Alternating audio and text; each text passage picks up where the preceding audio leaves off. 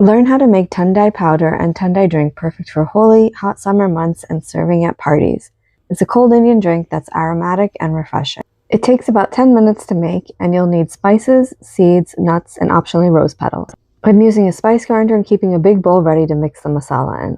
Let's start first with 1 tablespoon green cardamom seeds, then half teaspoon black peppercorns, 1.5 tablespoon fennel, and last 2 tablespoon white poppy seeds, also known as couscous. I'm going to grind in pulses, and I'm going to grind the masala in smaller portions to get a finer blend. And then pouring it out into my large mixing bowl. Next, we'll move on to the seeds. It's important to do the seeds in 2 to 3 batches and pulse to grind, because over grinding these will make the oils from the seeds release and it will become clumpy like a nut butter. You'll need total 1/3 cup almonds, 1/3 cup cashews, 1/4 cup pistachios, and 2 tablespoon watermelon seeds.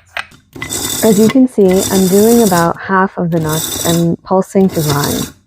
If you really want a super fine grind, you can sieve the mix and grind again. But for the purpose of the drink, this is good enough, and who doesn't like to save some time?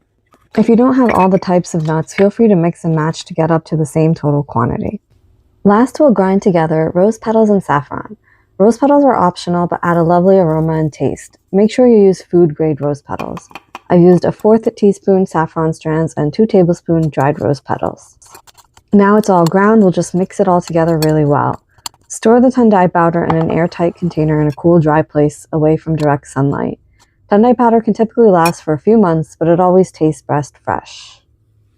Now let's make the drink. 2 tablespoons of spice powder to every 1 cup of cold milk is a good standard for strong, yummy flavors. Traditionally, full-fat milk is used, but it tastes great in plant-based or vegan milk too. Add sugar per your preference. Personally, if it's for a party, I do at least 1.5 tablespoons for every 1 cup.